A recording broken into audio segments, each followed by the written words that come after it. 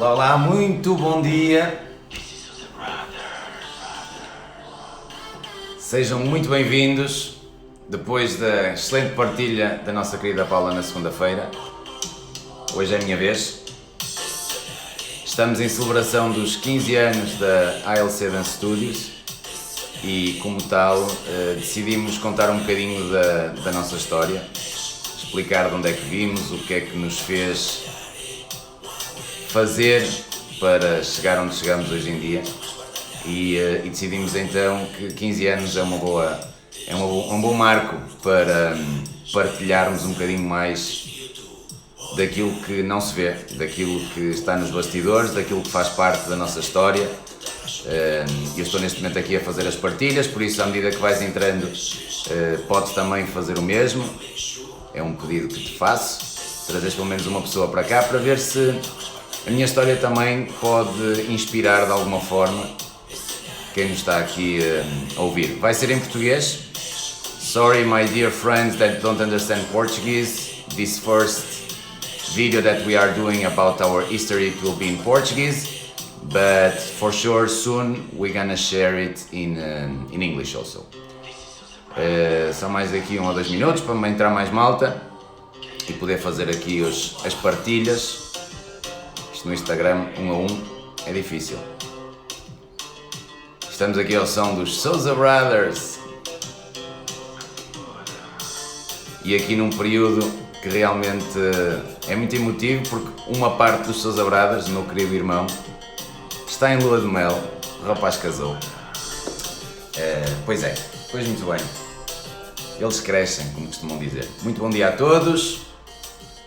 Temos aqui a Paulinha. Perfeito, pronto. Eu vou começando. Um abraço, Fonseca. Mary Jane, beijinho também. Eu vou começando e entretanto vocês vão partilhando, vão fazendo os vossos comentários. Eu vou tentar que isto seja assim mais direto, vou tentar não me distrair muito com os comentários. E o grande objetivo é mesmo abrir, tirar as capas, abrir o coração e mostrar quem é que é o Ricardo, de onde é que eu venho, o que é que eu fiz para chegar aqui. A Paula já anda às cabeçadas lá dentro,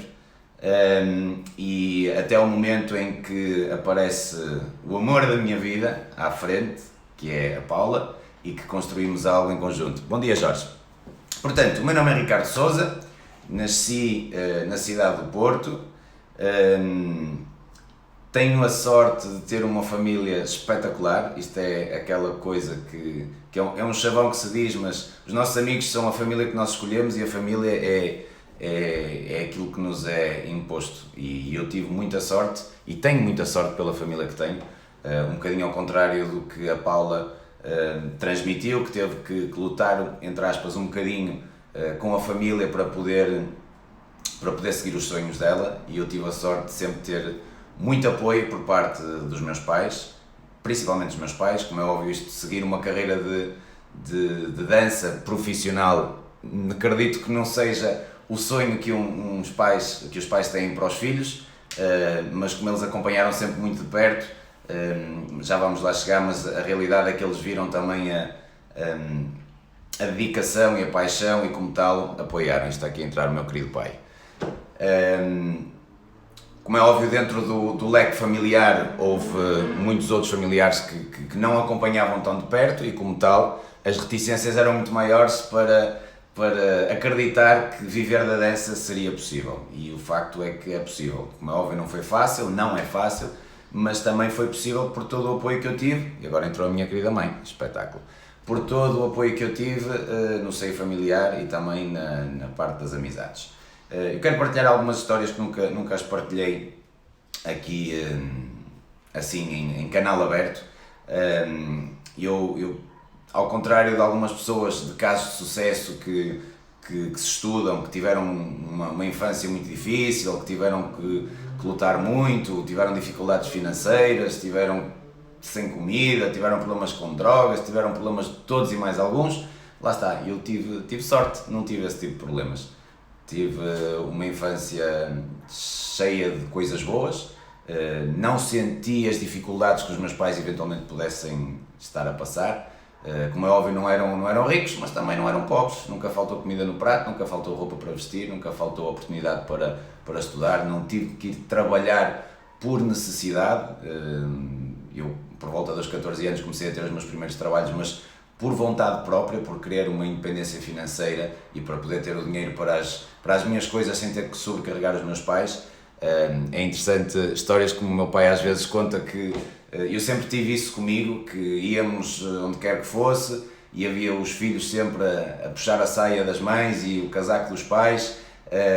em que estavam a pedir a isto ou aquilo e o meu pai perguntava muitas vezes se eu queria ou não e a minha pergunta era sempre, mas isso é muito caro.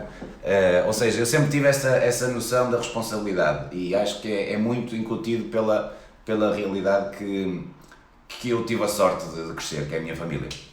Bom dia, Hugo Boss. Estamos em época de aniversário, 15 anos à ALC Dance Studios e como tal estamos a partilhar um bocadinho mais o interior, isso vem mais tarde. E na segunda-feira passada a Paula partilhou um bocadinho da sua história. Quem ainda não viu, aproveite para ir ver, está no Facebook, está aqui no Instagram. É uma inspiração aquilo que esta mulher já passou e o que ela fez para alcançar os objetivos dela e ter que ir contra tudo e contra todos. E eu estava aqui a partilhar que eu felizmente não tive essa necessidade porque tenho desde sempre um apoio familiar espetacular. Mas entretanto é engraçado fazer uma retrospectiva porque para me preparar um bocadinho para este live e para esta partilha eu tentei começar a puxar a fita atrás e a lembrar-me de algumas memórias. Bom dia, Inma. E é interessante ver como eu já sabia numa idade muito pequena naquilo que eu me queria transformar. E fazendo também esta retrospectiva é muito interessante ver que aquilo que eu costumo usar como metáfora de uma estrelinha que sempre iluminou o meu caminho, sempre teve presente, porque grande parte das decisões que eu tomei não foram conscientes, não foram estudadas, não foram demasiado planeadas, foram acontecendo e olhando agora para trás com o conhecimento que tenho, com as formações que fui fazendo, com os exemplos que vou olhando, foram decisões que estão equiparadas a decisões de grandes casos de sucesso e muitos deles pensados e no meu caso específico isso não aconteceu, foi uma sorte ou foi a tal estrelinha que me encaminhou para o sítio certo. E eu tenho memória de estar na pré-primária, que eu andei na obra do Padre Luís, cá em Vila Nova de Gaia, antes de ir para a escola primária. Os meus pais acharam por bem ter um ano de transição, que foi uma decisão muito inteligente para não haver um choque muito grande. Então fui para a pré-primária para começar a ter este contacto com os miúdos. Ainda hoje o nosso primito mais novo, Salvador, teve o primeiro dia de escola dele também, a quem mando um beijinho muito grande e que espero que corra tudo bem. E eu lembro perfeitamente de, com 5 anos de idade, estar a organizar teatros com a turma toda, que é uma coisa que, olhando agora para trás, é de veras interessante. Ou seja, eu sabia determinadas historinhas, como o macaco do rabo cortado, os 3 porquinhos, e pegava naquela malta que estava ali comigo, os meus coleguinhas de turma, definia as personagens, o que é que cada um tinha que fazer, dizia as falas que eles tinham que fazer e começávamos a ensinar ali uns teatros. Isto para 5 anos de idade é algo que é muito interessante e que realmente moldou muito também daquilo que eu faço hoje em dia, não é? Porque tem a ver com a liderança, tem a ver com a coreografar, tem a ver com ensinar, tem a ver com organizar e é muito interessante olhar para trás e ter essa noção. Tem também imagens do sótão da minha avó, um beijinho muito especial para a avó Júlia, porque foi ela que me criou numa grande parte da minha infância, que os meus pais tinham que trabalhar e também eles próprios tiveram a sorte de ter um apoio familiar, que eram os meus avós, que podiam cuidar de nós quando eles estavam a trabalhar e nós não estávamos na escola. E na Rua da Tranqueira, na Gervide, em Oliveira do Douro, foi aí que eu cresci, foi aí que eu passei grande parte da minha infância e a casa dos meus avós era no 3º andar, mas depois tinha um sótão que estava arranjado, tinha uma zona de um barzinho, tinha uma zona de sala de estar, a minha avó que fazia costura tinha lá a máquina de costura dela e eu passei ali muitas horas. Eu lembro-me de ter os meus amiguinhos da primária, portanto, acho que isto foi na altura da primária, que era o Carlos, é verdade, vem por acréscimo, Hugo, que era o Carlos e era o Vítor, o Vítor Hugo, e não sei se era mais algum, mas pelo menos estes dois eram, e a gente organizava lá no sótão da minha avó um escritório, e nós montávamos os sofás, fazíamos lá o esquema todo, pegávamos em papel e caneta, algo a simular telefone, e estávamos ali numa situação de simulação de gestão de uma empresa em que utilizávamos o dinheiro do monopólio e imaginávamos negócios, imaginávamos estas trocas todas e os clientes a ligar e nós a temos que... Estamos a falar que eu tinha para aí 8 anos, 9 anos, 10 anos no máximo, e mal eu sabia que já aí eu estava a antecipar uma parte muito importante daquilo que é o meu trabalho hoje em dia, que tem tudo a ver com esta parte da gestão e tem tudo a ver com esta parte do ter que idealizar e ter que lidar com fornecedores e ter que lidar com clientes, e é muito interessante olhar para trás e ter essa noção. Entretanto, infância completamente normal, com tudo o que faz parte, eu sempre tive a necessidade de estar muito ocupado, eu comecei a aprender música, porque andava na escola, andava na catequese, estava a aprender música, depois em simultâneo comecei a jogar futebol, isto já aos 8, nas escolinhas, e tinha sempre os dias todos muito ocupados e era assim que eu me sentia bem, era muito bom aluno na escola, eu era um Betinho, eu era o verdadeiro Betinho. Muito bem comportado, fazia tudo um pouco, entretanto nasce o meu irmão, o Bruno, que foi muito desejado por mim, porque a minha mãe conta que eu, inclusive, antes do Bruno nascer, eu tinha um amigo imaginário, que acho que se chamava Miguel, e brincava com ele, e comecei então a fazer este pedido, e lá surge o Murcão do meu irmão, que eu tanto gosto, e que está agora numa etapa nova da vida dele, e que eu desejo muitas felicidades.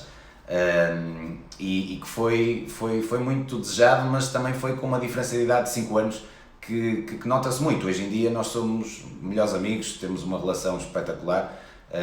mas na infância aquilo foi dureza. Ele levou muita porrada minha, mas o gajo não se fica. Ele era o tipo de miúdo que não chorava e ainda fazia mais força, e quanto mais força fazia, mais porrada levava, porque são 5 anos de diferença. E ele sofreu um bocadinho de bullying, mas sofreu porque quis e também o ajudou a crescer como ele cresceu, quero eu pensar assim.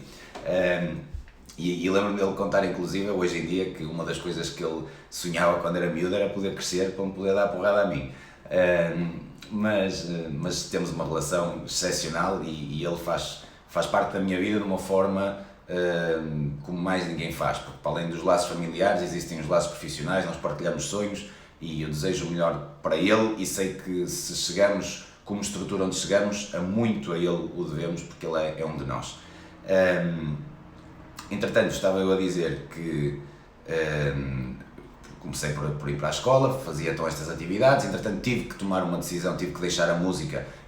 porque o futebol para mim naquela altura era mais importante. Hoje em dia arrependo-me um bocadinho porque a música teria-me dado muito mais jeito, mas sem dúvida que o futebol me trouxe valências que hoje em dia são muito úteis, nomeadamente o espírito de equipa. O espírito de equipa foi lá que eu adquiri. Mais uma vez tive uma estrelinha que me ajudou, porque tive sempre formadores espetaculares. Os treinadores que passaram por quem eu passei tinham filosofias muito interessantes, eram pessoas formadas. Só o primeiro e o segundo treinador é que foram mais da velha guarda, mas também foi importante sentir este tipo de formação, mas a partir dos iniciados, do segundo ano de iniciados, comecei a ter treinadores que já eram formados em educação física, faziam os seus cursos, e então esta noção, o simples facto de muitas vezes eu ia jogar em casa, no clube,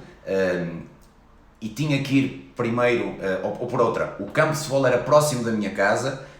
mas eu tinha que ir primeiro ter ao clube onde eu jogava, para me juntar com os meus colegas, para depois todos irmos em equipa para o campo de futebol, dali voltarmos outra vez ao nosso clube, e só depois é que eu ia para casa e eu estava ali a 2 passos. Portanto, estas pequenas coisas, esta noção de equipa, marcaram muito a minha personalidade, e se calhar por isso é que nós gostamos também de trabalhar em equipa, e tudo aquilo que fomos fazendo, desde a companhia de dança, que sempre quisemos ter um grupo de exibição e não só a Paulo e o Ricardo. Se calhar isso é uma das razões porque nós também criamos uma marca ALC Dance, no início a Latin Connection, e não a Paula e o Ricardo, e sempre quisemos ter uma marca associada àquilo que nós fazíamos para poder construir algo maior do que nós. E olhando agora para trás, encontramos aqui alguns porquês de algumas tomadas de decisão que fizemos e que fazemos hoje em dia, e que tudo isto está vincado. Coisas que são positivas, outras menos positivas, e isso no nosso crescimento é que nos ajuda também depois a tomar decisões, e a tal estrelinha que vai aparecendo para nos guiar. Foi um período em que eu fazia muita coisa, portanto até o 9º ano eu era um excelente aluno, eu era o típico Betinho, é porque eu era delegado de turma. Eu na catequese, na igreja, eu fiz a primeira comunhão, fiz a comunhão solene, fui crismado, fui acólito, ajudei à missa, portanto eu fazia um bocadinho de tudo, sempre que aparecia uma coisa nova para fazer, lá ia eu. Fundei clubes dentro das escolas, como o Clube do Mar, na altura da Expo 98, por causa do Clube do Gil. Depois fazia parte também das equipas de desporto escolar. Sempre tive muito relacionado com o sexo feminino, sempre gostei muito de meninas, sempre gostei muito de mulheres, e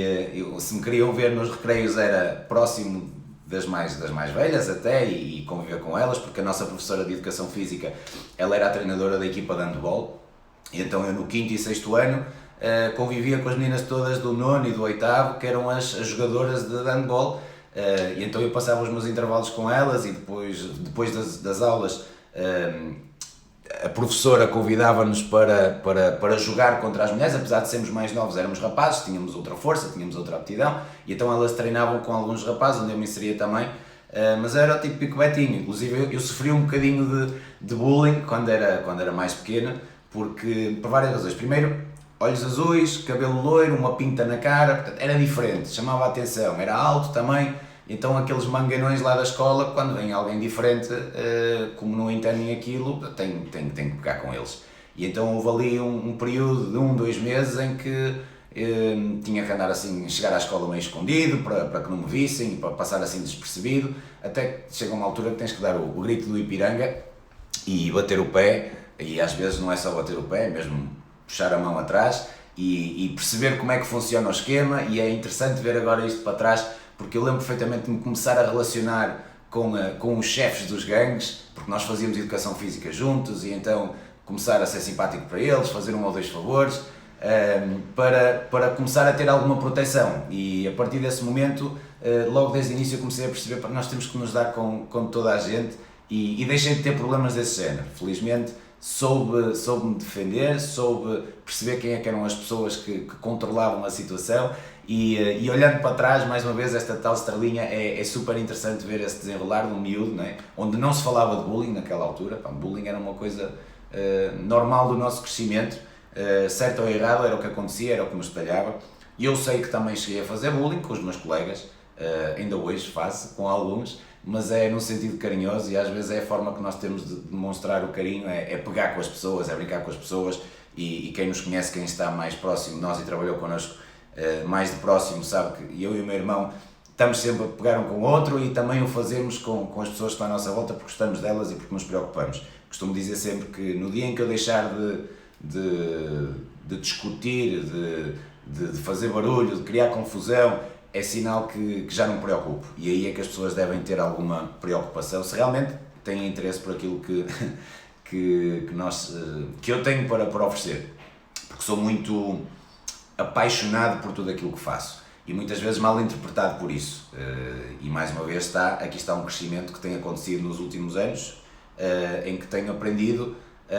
a direcionar essa paixão, e acima de tudo a perceber que cada um é cada um, e que se nós queremos que alguém faça alguma coisa, temos que o transmitir. Eu sofri muito, mas muito de frustrações pela expectativa, por eu esperar que as pessoas fossem fazer aquilo que, se fosse eu a estar no lugar delas, iria fazer. E sofri muitas desilusões, e com o passar dos anos eu tenho vindo a aprender que, se realmente nós queremos que alguém faça alguma coisa, porque achamos que é o que está certo, temos que o dizer. Não podemos esperar que elas realmente o vão fazer, porque o mais certo é passarmos a vida frustrados. Isto já é normal também, andar aqui a saltar para a frente e para trás. Vamos um bocadinho mais atrás. Então, no que toca à dança, a dança sempre esteve muito presente na minha vida por causa dos meus pais. O meu pai sempre foi um apaixonado pela dança, sem qualquer tipo de formação. Ele dançava e isto eu sei por histórias que ele conta desde de miúdo, que ele procurava os bailinhos todos das freguesias, com os bailes de bombeiros, e corria-os todos para dançar, porque era um apaixonado por dança já desde essa altura, o que se dançava naqueles tempos,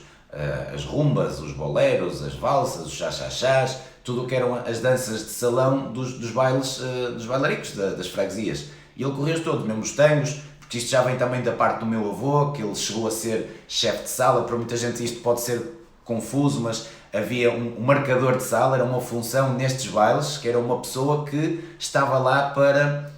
manter o respeito. Portanto, estamos a falar isto ainda dos tempos dos Salazares, em que não se podia fazer aquilo que se faz hoje em dia. Não havia tarraxo, não é, o boss? Naquela altura não havia mesmo tarraxo de todo. Então havia pessoas que estavam no bar para manter a distância entre os pares, para controlar toda aquela situação. E o meu avô, pelos vistos, o pai do meu pai, o seu Germano, chegou a ter essa função, e era um Dom Juan, era um galante, era uma pessoa muito vivida, e passou um bocado, se calhar, isto geneticamente para o meu pai, por consequência vem para mim também. Soube também, há um mês atrás, foi agora durante a quarentena, em conversa com a minha avó materna, com a mãe da minha mãe, que o meu avô materno também era organizador de festas, nas festas das coletividades, e ele é que tratava de contratar os artistas, de preparar o bar. Portanto, muito das coisas que eu faço hoje em dia, de alguma forma isto já está no meu ADN, já está nas minhas células, e eu não tinha conhecimento disso. E por isso é que eu acredito muito que aquilo que está no nosso passado acaba por influenciar se tem que acontecer ou não. Então era normal em minha casa, em casa dos meus pais e em casa dos meus tios, haver encontros durante o fim de semana, que não era muito a questão das discotecas, era mais encontros em que se juntavam para jogar às cartas, para fazer uma churrascada, e era normal haver música. Eu lembro-me quando nós vivíamos em Vila de Andorinho, em Lijó, numa praceta que vivíamos no resto do chão, e tinha um pátio jeitoso da parte de trás. Então eu tenho muitas memórias, muitos flashes de ver o meu pai a dançar com a minha mãe, a dançar com as minhas tias, a dançarem o rock and roll, a passar a minha mãe por cima das costas, a minha tia gravidíssima a passar por baixo das pernas. E eu cresci com aquilo e descobri, depois, passado uns anos, uma cassete em que é o primeiro vídeo que eu me vejo a dançar, de ver uma cassete VHS, em que eu estou com uma miudita, acho que ela se chamava Soraya, se não estou em erro, e estamos ali a dançar. Eu tinha pai 3 anos e a tentar imitar aquilo que os meus pais faziam naquela altura. Mas entretanto isto foi evoluindo. Eu no futebol continuei a treinar, continuei a jogar, comecei a querer ganhar então os meus primeiros trocos. Aos 14 anos eu fui fazer auditorias a máquinas de tabaco, porque encontrei no jornal, andei à procura, ver o que é que podia fazer com aquela idade, não é? Porque na realidade 14 anos não se pode trabalhar, então era muito mais na base de tentar arranjar um escate. E mais uma vez aqui acabei por ter o apoio da minha mãe. Não, o primeiro não foi esse, o primeiro foi recolher contactos para um instituto de inglês. Então eu tinha que ir para a rua com uma folha de contactos, apanhar os nomes, era a forma que tínhamos de fazer mailing list naquela altura. Isto já era marketing e eu não fazia ideia que já estava a trabalhar em marketing naquela altura. Então eu ia com uma claquete, com um papel, com os nomes e o número de contacto telefónico, e acho que e-mail ainda não havia na altura, ou já havia, não sei. Ia pela rua Rua de Santa Catarina, pela Avenida dos Aliados, ia subindo a tentar abordar as pessoas, toda a gente a olhar assim de lado, o que é que este puto quer. Pronto, e lá consegui alguns contactos, porque cada contacto novo que eu tinha, eles davam-me 50 cêntimos ou qualquer coisa assim. Tinha que ser novo na base de dados, não interessa, deu para ganhar ali uns trocos. Depois, entretanto, a minha mãe lá arranjou alguém que foi essa tal auditoria a máquinas de tabaco, em que eu tinha uma ficha para preencher, tinha que me deslocar aos cafezitos, fazer um levantamento de tudo, e muitas vezes era a minha mãe que me levava para esses cafés, porque eu não tinha carta, não tinha forma de me transportar, e eu acredito que se gastava mais em gasolina do que propriamente naquilo que eu ganhava por cada máquina de tabaco que eu ia fazer a auditoria. Mas lá está, o apoio dos pais, para eles também era a forma que eles arranjaram de me responsabilizar para eu poder ganhar os meus primeiros troquitos e poder juntar para comprar as minhas coisas. Depois, entretanto, tive uma experiência que me marcou muito também, que foi trabalhar como apanha-copos no Via Rápida, na altura que o Via Rápida era uma das principais discotecas aqui da cidade do Porto, e era trabalho duro, porque nós entrávamos às 9 da noite e saíamos às 9, 10 da manhã. Aquilo eram muitas horas, mas para um puto de 16 anos estar a ganhar 35 € por uma noite, aquilo era uma alegria, aquilo era uma festa. mas foi só de pouca dura, porque aquilo começou depois também a interferir nos resultados escolares. O meu pai nunca gostou muito dessa ideia, mas trouxe-me experiências muito positivas. Ninguém diria mais tarde que eu iria ter também a minha própria discoteca, e muitas das coisas que eu vi lá serviu também de aprendizagem para perceber como é que as coisas funcionam, apesar de ser um formato completamente diferente, o mundo do house e da música eletrónica e a noite daquilo que nós temos como Mushima. Pronto, mas isso teve que terminar, e entretanto, quando eu tinha 16 anos precisamente, porque houve aí um período que eu estava a fazer tudo ao mesmo tempo, comecei, aliás, foi aos 14 anos, eu já estava a dançar no Sabor Latino, porque a dona da escola, a Graça Pinto, juntamente com a Ernesto Acosta, mas a Graça namorava com um tio meu por afinidade, o Vítor Soares, que é irmão de uma tia minha, irmã da minha mãe, aquelas confusões de família. E entretanto surgiu um convite, porque estávamos no aniversário de uma prima, ela estava lá, viu um miudito assim, jovem, bem parecido, e disse: "Pá, não queres vir experimentar uma aula de dança?" E eu disse: eu gosto disso. Para mim era bola, era amigos, era meninas, e dança era uma coisa que eu estava habituado, não era muito normal para a minha idade, mas lá fui, um sábado, fui experimentar. Eu fui o primeiro dentro da família toda a fazer uma aula de dança. Lá fui à Rua Oliveira Monteiro, no Porto, próximo da Boa Vista, à Escola Sabor Latino. Entrei lá dentro e tenho a ideia de estar uma aula a decorrer, era no sábado à tarde, e era uma aula de salsa, e era uma aula, devia de ser de intermédios ou qualquer coisa assim, porque na altura era salsa cubana, mas estavam a fazer uns passos não muito complicados, mas eu via aqueles braços no ar, via aquelas trocas, toda a gente a fazer ao mesmo tempo, e eu fiquei logo vidrado naquilo, do género: "Poxa, aquilo parece difícil, mas eu quero fazer aquilo." Fiquei logo muito apaixonado por aquela energia, por o que estava ali a acontecer. E chegou a minha altura de fazer a aula, e adorei, fiquei apaixonadíssimo, só queria era que chegasse a próxima semana. Para mim o ponto alto da semana era os sábados, quando eu podia ir fazer a aula e depois ia com os meus pais para a Casa do Rio, que era o primeiro bar. Mas há aqui uma curiosidade muito interessante, porque esta primeira aula que eu vou fazer, quem estava a dar a aula era a Graça Pinto, a dona da escola, e quem estava a assistir à aula, a ajudar a dar a aula, portanto era professora também, era a Paula Loureiro, que vocês tanto conhecem. Portanto, a minha primeira experiência com danças latinas, a Paula já lá estava. E pronto, ela contou que também viu e disse: "Olha este puto que gira, não sei o quê, até tem jeitinho." E pronto, e passaram uns anos, ela: "Pum, anda cá que eu não te alejo." Entretanto, a Graça Pinto, a dona da escola, convida-me para fazer o curso. Ela viu que havia ali talento, viu que realmente podia dar alguma coisa, e convidou-me, ofereceu-me o curso, e eu, maravilhado, 5 estrelas, vamos lá então para a frente. E aquilo começou a fazer parte da minha vida de uma forma muito, muito importante, porque ao fim de semana eu preferia ir para a Casa do Rio com os meus pais e estar com aqueles amigos ali da dança, do que propriamente ir com os meus amigos da escola para outros sítios. E ninguém gostava daquele meio, porque música latina, as pessoas ainda associavam muito as danças de salão, porque estava muito estilizado, e para os rapazes, desculpa-me Ricardo Amoedo, mas é a realidade, para os rapazes havia muito esta noção que dança não é para homens, não é uma coisa de macho, nós temos é que jogar a bola e temos que andar com os joelhos esfarrapados, e isto de dança é uma coisa muito gay. E mal eles sabiam que gays eram eles que andavam ali enrolados com homens, e eu é que andava no meio das mulheres todas, não é? Mas pronto. Mas são coisas que são estigmas, são estereótipos que se criam, que felizmente hoje em dia isso já vai modificando. Inclusive o Bruno, meu irmão, escondeu durante muitos anos nos amigos todos, até à faculdade, que realmente dançava, até que uma vez foi dançar à televisão e calharam de pôr isso lá no refeitório da escola, da faculdade, e toda a gente ficou a saber, mas pronto, ele escondeu muito. Exatamente, o Ricardo aqui a dizer que sofreu muito com isso. Mas realmente isto das danças latinas era diferente, porque é um facto que nas danças de salão o homem tem um movimento um bocadinho mais afeminado, para ser bem feito. Não está certo nem está errado, é o que é. E nas danças latinas não é tanto assim. Aliás, o meu mestre, o Ernesto Acosta, é homossexual, mas ele a dançar é super masculino, e foi a minha referência, e não há aqui qualquer tipo de problema com isso. E o facto de eu também entrar neste mundo abriu-me muito a mente, o poder lidar de uma forma aberta com a homossexualidade, de pessoas que estão assumidas, que eu não tinha conhecimento disso antes. Foi algo que me abriu a mente, que me fez crescer também de uma forma diferente, mais mente aberta, não há outra palavra para isso. E então eu comecei a fazer as aulas, pá, e aquilo era, eu só queria era estar lá na escola, eu queria viver aquilo, respirar aquilo, e todos os fins de semana para a Casa do Rio, um espaço muito pequenino, onde se dançava regularmente salsa, e a Kizomba começou a aparecer através do DJ Maurício. A primeira Kizomba que eu ouvi, estamos a falar 99, 2000, foi Sub-17, dos Tabanca Jazz, e foi engraçado porque a música no refrão dizia só tenho 15 anos, e era a idade que eu tinha na altura, tinha 15 anos.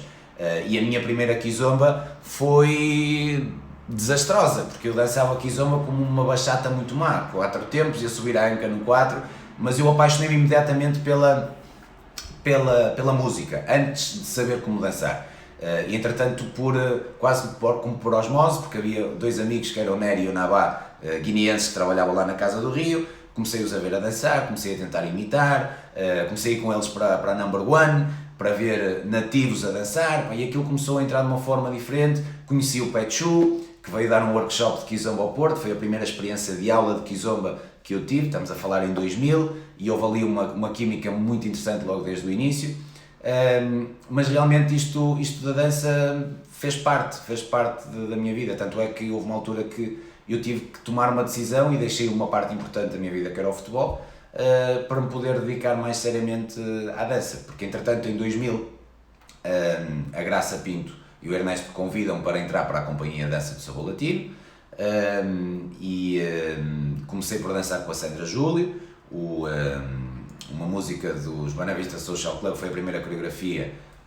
O Chan Chan, era um som cubano, nós vestidinhos de branco, eu cheio de tiques na cabeça, a dançar, a marcar o tempo com a cabeça, e foram tempos de descoberta espetacular, porque foram as primeiras experiências de palco, do que é fazer uma coreografia, aprender uma coreografia, ter o bichinho antes de entrar em palco. Depois aquilo era tudo muito relaxado, porque eu era o mais novo de todos, sempre fui o mais novo de todos. Na turma que eu entrei primeiro, eu tinha 14 anos, e a pessoa mais nova a seguir a mim estava próxima dos 30. Portanto, eu sempre me dei muito bem com pessoas mais velhas, e estar a viver naquele meio, lá está, eu estava satisfeito, estava confortável, fez com que eu também tivesse sempre uma postura não tão de menino, mas um bocadinho mais adulta, e de eu crescer um bocadinho mais depressa, porque também quis isso, nada me foi imposto, tive essa sorte também. E começamos a ter muitas experiências dos espetáculos, de dançar a casamentos, de dançar a eventos sociais, de dançar a lançamentos de marca, não ter qualquer tipo de condições para trocar de roupa. Tudo isto fez parte de um processo de crescimento muito grande. Tive a sorte de ter o Ernesto e a Graça também como meus mentores, que me passaram muita coisa que hoje em dia eu valorizo bastante, que na altura quando saímos do Sabor Latino e começámos a ver todo o mundo de coisas que existiam, eu senti-me um pouco frustrado a dizer, tive estes anos todos a dormir e aqui no ramo-ramo, e não tive a evolução que poderia ter tido, mas mais tarde eu percebo que realmente foi uma sorte, mais uma vez a estrelinha, que tive de ter esta formação e este crescimento dentro da dança e do mundo artístico da forma como eu tive, e não crescer logo muito rapidamente na salsa, mas ter acesso a raízes e a conceitos e a técnicas que me permitiram chegar onde eu estou hoje, com o conhecimento que tenho hoje, nomeadamente tudo o que era folclore da Venezuela, folclore da América Latina, com os joropos, as cúmbias, o merengue, o som cubano, o danzón, o afro, tambores, tudo isto fez parte da minha formação, que me permitiu desenvolver valências que de outra forma não teria. As aulas de balé do Ernesto, que na altura eu não percebia nada daquilo, e nós brincávamos uns com os outros, na altura que tínhamos que fazer, por exemplo, um movimento para a frente, estávamos todos os homens uns atrás dos outros, com o dedo em risco para meter no rabo uns dos outros, o Ernesto passava-se, nós não levamos aquilo muito a sério, mas houve muita coisa que ficou, e que a experiência de poder fazer parte de um espetáculo de teatro, ou seja, de uma hora, uma produção de uma hora, não ser só os apontamentos de 3, 4, 5 minutos para dançar num evento, mas haver toda uma produção por trás daquilo, haver uma cenografia, haver sonoplastia. Nós não estávamos muito por dentro daquilo, mas íamos sendo também imbuídos dessas aprendizagens, saber as entradas, as saídas, os cuidados que tem que se ter para não se passar por trás das cortinas, toda uma quantidade de éticas que são necessárias ter, que mais tarde eu senti eu senti que realmente me ajudou muito para poder ter uma postura dentro de um teatro que muitos outros colegas não a tinham, que não por mal, mas por ignorância, por falta de conhecimento, e eu tive isso na minha formação e que sou muito agradecido. As coisas foram evoluindo, a vontade de crescer começou a ser maior do que aquilo que nos era permitido. Nós sempre trabalhamos, e eu falo por mim, eu sempre vesti muita camisola sabor latino, eu sentia aquilo como meu, eu sentia aquilo como parte, sentia as dores todas, onde eu me sentia bem era lá, seja no sabor latino, seja na Casa do Rio, mas mais depois no El Sonero, porque comecei a ter uma presença mais ativa, fazia parte da companhia de dança, comecei a dar aulas, era uma figura que era um ícone também dentro daquela pequena bolha, portanto, ou seja, eu vivia muito aquilo, eu queria fazer parte e queria ajudar e queria que aquilo crescesse, sem ter o tipo de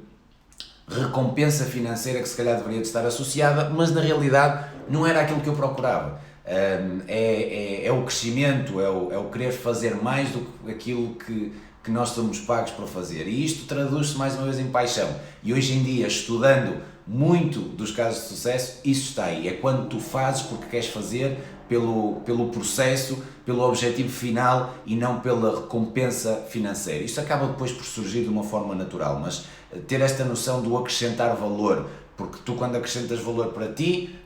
naturalmente vais acrescentar valor para as pessoas que representas. Entretanto, em 2001 surge a oportunidade de dar aulas de Kizomba e começa aqui todo um novo processo. Estamos a falar numa época que a Kizomba não era dada em aulas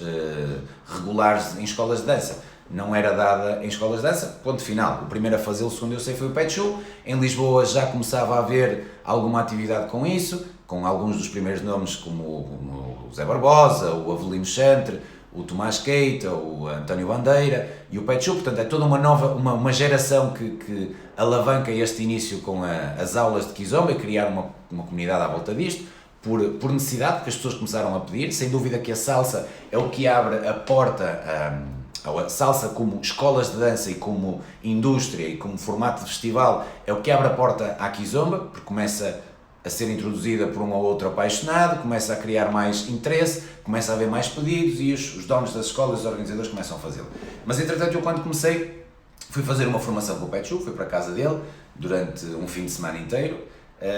e todos os dias, mais uma vez, agradeço esta direção da Estrelinha por ele ter sido o escolhido, porque a Graça falou com o Pet Show, agora organizou-se as coisas, eu fui então para a casa dele, e pessoas que eu conhecia de Lisboa, muita gente dizia, mas vais aprender com o Pet Show, tu tens outros que são mais famosos e até têm outro tipo visual de dançar,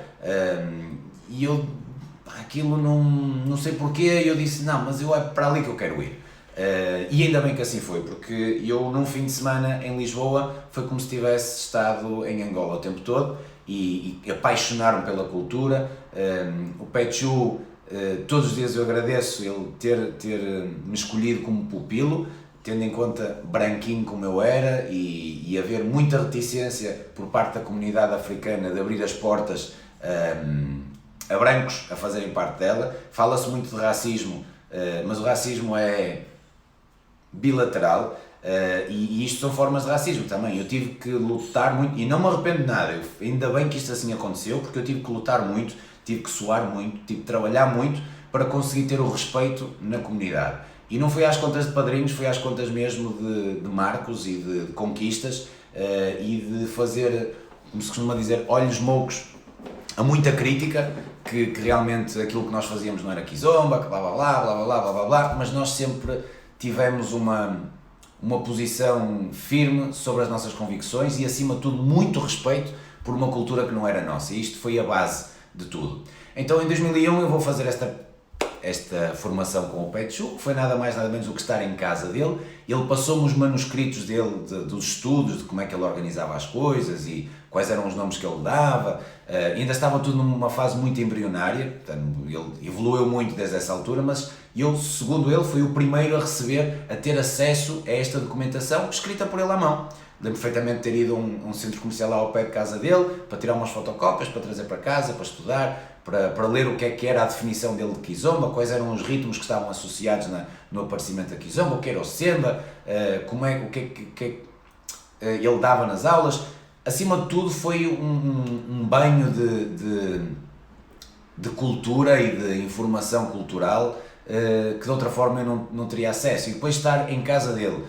a perceber como é que funciona determinadas coisas dentro da cultura, que tão simples como um convidado em casa de um angolano não pode fazer nada, e se fica a dormir, o dono da casa oferece o melhor quarto e a melhor cama ao convidado, e se for preciso ele vai dormir para o chão e para o sofá, que o convidado não pode estar a trabalhar na parte da cozinha e tudo mais, é um convidado. Portanto, estas pequenas coisas que fazem parte da cultura, que já fizeram parte da cultura portuguesa também, estamos a falar aqui que Angola também foi muito, adaptou muitos dos seus costumes àquilo que foi a parte da colonização,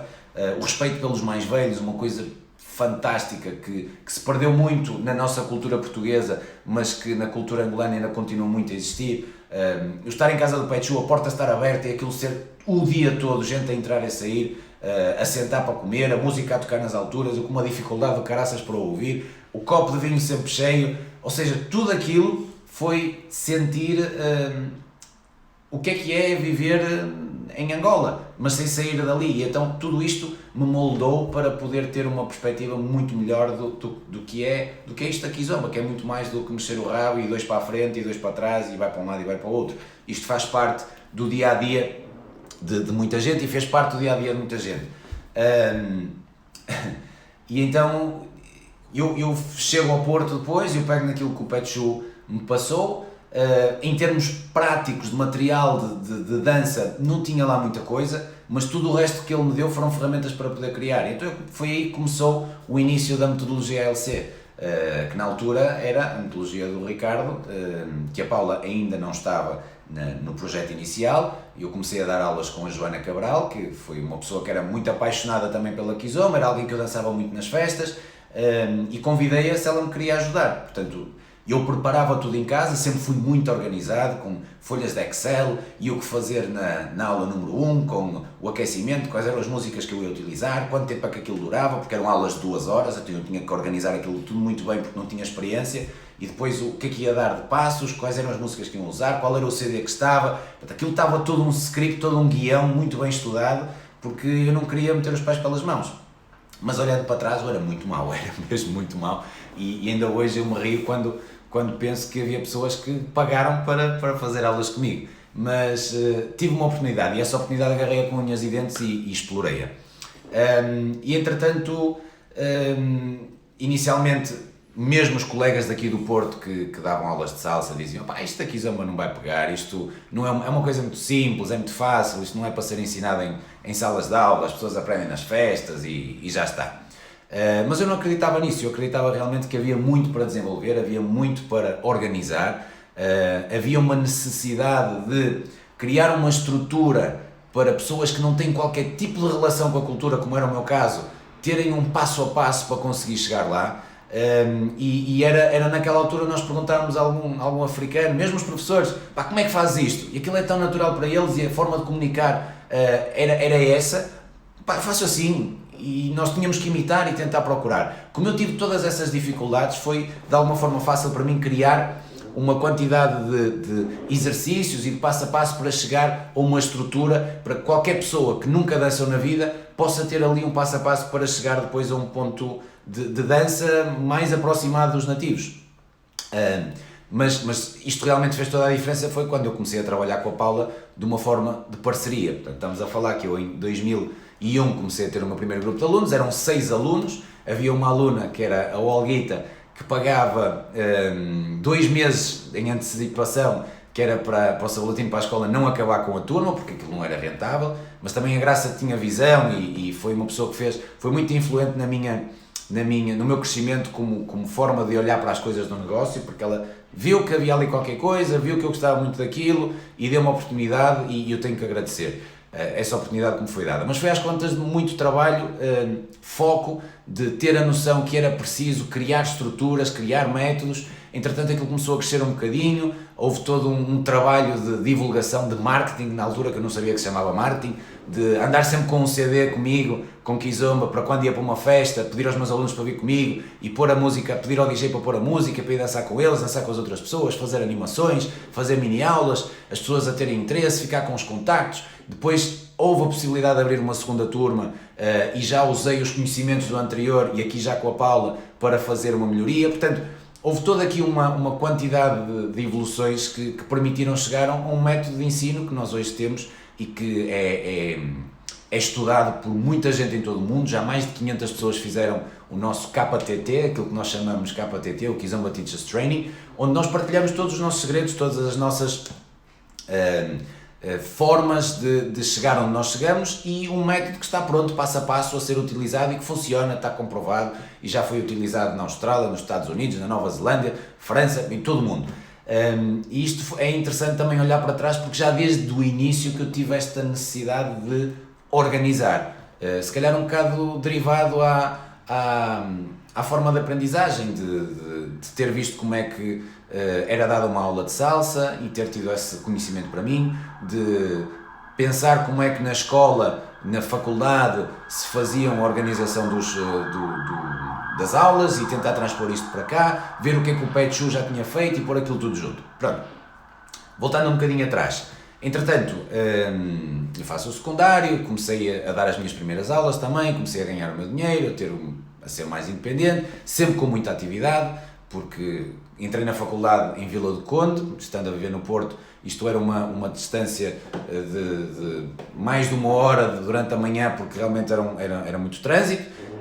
Foi aí que eu conheci o Calu, que acabou depois por ser nosso sócio, e havia alturas, no primeiro ano da faculdade eu não tinha carta, portanto eu muitas vezes ia com um colega daqui de Gaia também, juntamente com o Calu, para a faculdade, mas só que depois, como tinha que vir para ter ensaios ou para dar aulas, tinha que apanhar metro, autocarro, mais outro autocarro,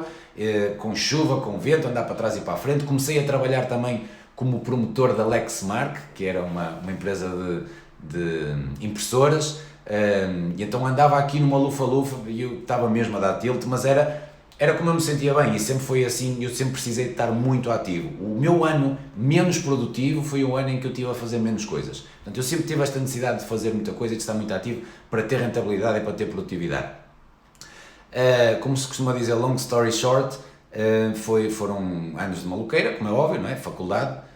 faz parte, as primeiras grandes bebedeiras, aquelas cenas normais. Mas em 2004 acontece algo que a Paula já explicou na segunda-feira, que foi alguém que era muito minha amiga, alguém que era parceira de trabalho, alguém que eu conhecia muito bem e alguém que me conhecia muito bem a mim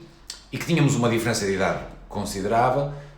começou a ser algo mais. Portanto, a 25 de Abril de 2004, dia da Revolução, surge uma grande revolução em que eu e a Paula começamos a explorar uma relação a dois, extra a parte profissional. E isto também alavancou muita coisa porque começamos a partilhar sonhos. Explico melhor. Começamos a partilhar sonhos e começamos a criar sonhos conjuntos, começamos a perceber o que é que um queria, o que é que não queria, foi um momento de aprendizagem muito grande. O choque de gerações também foi uma aprendizagem para os dois, não é? Porque a Paula já tinha passado por muita coisa que eu ainda não tinha passado e eu passei por coisas diferentes que a Paula tinha passado e ela conhecia-me e sabia que eu era um bocado gabiru e andava com esta e com aquela. Faz parte também do crescimento destas experiências e descobertas. E não lhe cabia na cabeça como é que com ela eu tinha mudado e tinha encontrado ali um foco diferente. Então foram anos difíceis, foram anos difíceis de aprendizagem, mas que foi uma tomada de decisão, é isto que eu quero para a minha vida, foi isso que ela disse também, é isto que eu quero para a minha vida, e começamos a namorar, começamos a partilhar estes sonhos. Entretanto, em 2005 nós vamos para umas férias no Algarve para a casa do David Gaiegos, que foi o mestre de dança de aeróbica da Paula, e entretanto no final das férias o Ernesto Acosta, o nosso mestre da dança e um dos donos do Sabor Latino, vai lá ter connosco e anuncia-nos que ia sair do projeto do Sabor Latino. Isto para nós foi um choque muito grande, e nós entretanto tomamos a decisão porque as coisas também no Sabor Latino já não estavam muito bem a nível de relação, porque havia formas diferentes de pensar, é natural, era um ciclo que estava a querer fechar-se. E nós, quando chegamos de férias, fomos reunir com a Graça Pinto e dissemos, olha, o Ernesto saiu e ele tomava conta da companhia de dança e eu e a Paula já estávamos a começar a fazer os nossos primeiros trabalhos coreográficos e dissemos, pronto, fecha-se aqui um ciclo, muito obrigado por tudo, estão aqui as roupas todas dos espetáculos, mas nós vamos também sair da companhia de dança porque o Ernesto saindo deixa de fazer sentido para nós, mas continuamos na mesma a dar aulas. Mas aquilo também deixou de fazer sentido, começamos a ser segunda opção, como é normal, porque já não estávamos a 100% dentro da estrutura, e então foi aqui que começa a surgir a necessidade de criar algo próprio. Logo quando saímos do Sabor Latino, criamos o RP Connection Move, foi o primeiro nome que nós nos apresentamos publicamente para fazer um espetáculo, que é nada mais, nada menos do que Ricardo e Paula Connection Move. Isto foi uma sugestão em parte do David, quando estávamos lá no Algarve, porque o nosso primeiro espetáculo foi em Espanha, a primeira vez que nós dançamos como RP Connection Move foi em Espanha, na Isla Cristina, num espaço que se chamava La Barracuda, uma coisa horrível, mas pronto, foi a primeira experiência, e como nós tínhamos muita conexão e juntávamos a kizomba e a salsa, e então, para não ser uma coisa assim muito grande, o David incutiu-nos esta ideia de que era importante ter uma marca, ter um nome, e então foi RP Connection Move, mas era um nome muito grande, não era muito comercial, e entretanto, chegando ao Porto, depois nós começamos a desenvolver ideias e perceber que nome é que seria melhor. Então, salsa e kizomba sempre foi uma coisa que nós adoramos, a América Latina e a África, e nós sempre tivemos muita conexão, mesmo antes de ser namorados. A Paula explicou que nós fizemos alguns trabalhos de performance que foram coisas fantásticas na nossa aprendizagem também no Sabor Latino, de ter que fazer improviso em performance, e eu e a Paula tínhamos muito esta conexão. Nós, quando estávamos em situação de ensaio, havia desconforto, o toque não funcionava muito bem, mas quando íamos para cima do palco aquilo fluía de uma forma espetacular e parecia que já nos conhecíamos há anos. E então, como havia esta conexão toda e havia aqui esta junção de África com a América Latina, ficou o Afro-Latin Connection, e começámos a apresentar como Afro-Latin Connection. Entretanto, no Sabor Latino deixou de fazer sentido nós trabalharmos também, a Rádio Popular foi a buscar o nome, no Sabor Latino deixou de fazer sentido nós trabalharmos também como professores, e lançamos-nos para começarmos a desenvolver a nossa marca como escola de dança. E a primeira experiência que nós temos foi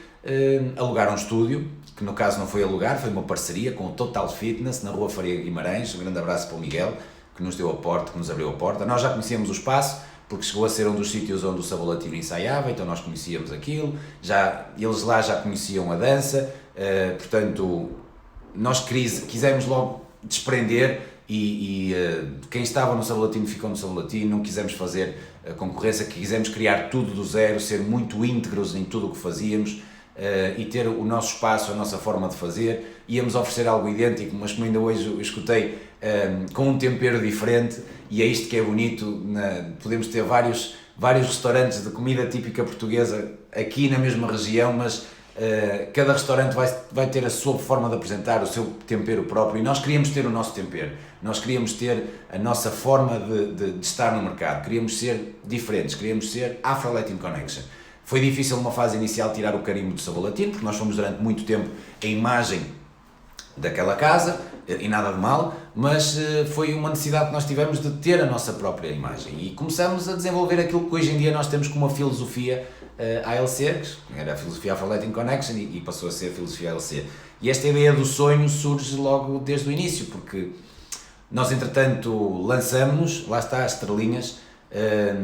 começamos as nossas turmas lá no Total Fitness, aquilo estava a correr muito bem, havia uma parceria muito boa, mas queríamos mais. Fizemos uma primeira festa em 2006 no Shot Bar, na Madalena, na Praia da Madalena, e foi um sucesso autêntico. Juntamos mais de 400 pessoas. As pessoas estavam sedentas de coisas novas aqui no Porto, nós estávamos com sangue na guerra, queríamos fazer tudo, não queríamos ir contra ninguém, mas queríamos trazer mais gente para este meio, queríamos que realmente houvesse aqui uma mexida e que as coisas despoletassem noutro sentido, e aquilo correu bem, as pessoas começaram a ter esta necessidade de procurar coisas novas, e entretanto, como a Paula falou, num batizado de um primo meu, a falar com o pai desse primo, que também é meu primo, comecei-lhe a dizer, gostava de encontrar um espaço onde pudesse juntar isto do conceito de festa, de ter a escola de dança no mesmo sítio, criar aqui um ciclo que os alunos têm um sítio para dançar, pessoas que não sabem dançar poderem entrar, mas isto tem que ser num sítio central, onde nós queremos é afetar público novo, nós não queremos ir roubar nada a ninguém, então nós queremos é fazer esta comunidade crescer, então isto tem que ser num sítio mesmo, tcharam, e nós somos novos e se vamos arriscar tem que ser agora.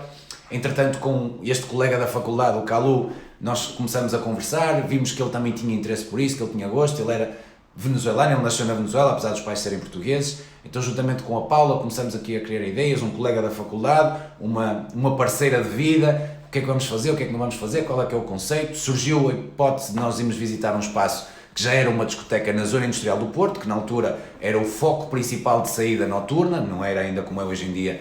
a Baixa da cidade, a Baixa estava completamente deserta, as grandes discotecas estavam na zona industrial do Porto, e surgiu à altura a possibilidade de nós lá irmos e fomos ver o espaço e aquilo realmente estava praticamente pronto, tínhamos que fazer algumas remodelações, a renda era demasiado alta, mas a realidade é que não havia grande risco de investimento inicial, porque aquilo já tinha ar-condicionado, tinha sistema de som, tinha tudo, e por isso é que a renda também era tão alta, e nós tínhamos muita vontade, e então começamos a fazer os nossos business plans muito amadores. Eu encontrei há pouco tempo uns manuscritos também do que é que nós precisamos de fornecedores disto, fornecedores daquilo, o que é que já existe, quanto é que custa, o que é há no mercado, quanto é que nós vamos ter que faturar ao final do mês para conseguir ter o suficiente para pagar as contas, para tirar algum para nós, porque temos que sobreviver. Eu ainda estava com os meus pais e o Kalu também, mas a Paula tinha o trabalho dela como professora de ginástica, articular aqui isto tudo. A minha tia, a Fátima, ajudou-me imenso para fazer uma previsão de em quanto tempo é que conseguíamos ir buscar o investimento. Tínhamos um amigo nosso, o Marco, que era advogado e que foi o nosso primeiro advogado, que nos ajudou a constituir a empresa, que nós constituímos a Mushima Connection, que era limitada. Tínhamos a nossa amiga a Ivone, que era contabilista e era preciso para depois conseguir assinar os documentos e para poder fazer a contabilidade organizada. Depois tínhamos o meu pai e a minha mãe, que nos davam uma ajuda terrível, o meu pai sendo o fiador para o empréstimo bancário, assim como o pai do Kalu, as obras feitas por nós, a família toda lá a ajudar, a minha mãe a dar uma ajuda bestial com a parte de divulgação e publicidade, que ela tinha muitos conhecimentos,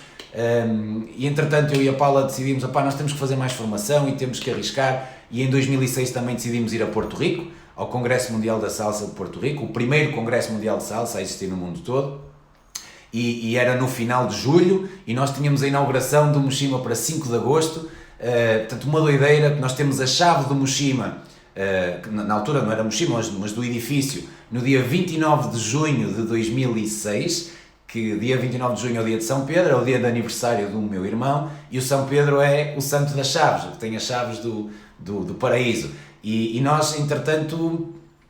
estas coisas todas, destas simbologias, nós sempre ligámos muito a isto, tudo estava a alinhar, tivemos um mês para fazer as obras lá, com a ajuda de muita gente, tivemos que pedir um empréstimo bancário para aquelas primeiras remodelações, preparar uma campanha de marketing com uma fixação de cartazes em tudo quanto era sítio, ter o cuidado de pedir no mapa a quem ia fazer a fixação dos cartazes. Atenção que nesta área aqui à volta da Escola Sabolatino nós não queremos cartazes, não queremos que as pessoas se sintam afrontadas que estamos a entrar de frente. Temos muito público para onde chegar, estamos aqui na zona industrial do Porto e isso vai fazer com que muita gente que vá sair à noite para discotecas de house, vai ver aqui uma porta aberta, carros parados, vai ter curiosidade, vai entrar, se gostar vai ficar e se ficar vai querer fazer aulas e por aí em diante. Portanto, foram ali uns anos de descoberta, sem experiência nenhuma, mas com muita ajuda de muita gente, a trabalhar depois quando nós fazemos a inauguração, era só família, na caixa era um primo, no bar era mais um primo, na porta tínhamos de ter uma empresa de segurança, mas depois entretanto passou a ser também um cunhado, portanto aquilo era família, era um negócio de família autêntico. O Instagram está-me a dizer que tenho 2 minutos, por isso vou ter que fazer aqui um resumo muito rápido desta parte final e fica a promessa que eu e a Paula, entretanto, vamos fazer um outro live onde vamos contar mais aprofundadamente a nossa história desde que nós começamos e depois chegamos onde estamos hoje em dia. Portanto, nessa altura foi uma aprendizagem muito grande, foi um ano muito louco. Nós quando fomos para Porto Rico tivemos muitos problemas na viagem, foi a primeira vez que nós viajamos sozinhos, sem ter o apoio de uma agência de viagens, porque tínhamos alguém conhecido que tinha um conhecido que que tinham uma casa lá e nós apanhamos o avião, depois o avião teve um problema, tivemos que passar uma noite em Lisboa porque um problema no motor, chegámos um dia mais tarde, depois para vir embora tivemos problemas também, ficámos sem dinheiro, não tínhamos telefone com roaming na altura, portanto, a tentar fazer telefonemas com cobrança no destino, as nossas malas embarcaram para o Porto, nós sem malas, temos um vídeo que eu encontrei de uma câmara que eu tinha, tipo um videolog de viagem, em que nós estamos a contar os tostões todos para saber se tínhamos dinheiro para comer, foi uma experiência brutalíssima. Chegamos, neste mês eu perdi 10 quilos por esta envolvência toda. Tive que, entretanto, tomar a decisão de deixar a faculdade. Eu sei que isto foi um desgosto muito grande para o meu pai, mas, por outro lado, ele tem muito orgulho naquilo que nós alcançamos. E quero aproveitar esta parte final para agradecer uma vez mais à minha família, que é a base de tudo aquilo que nós fazemos. Um beijo muito grande para todos. Vamos, entretanto, contar mais em breve. Estejam atentos e isto vai ficar disponível para vocês poderem rever e para partilharem. Muito obrigado pelo vosso tempo. Foi um gosto estar aqui convosco. Obrigado a todos que estão aqui a partilhar connosco. Beijo muito grande e até já. Tchau, tchau.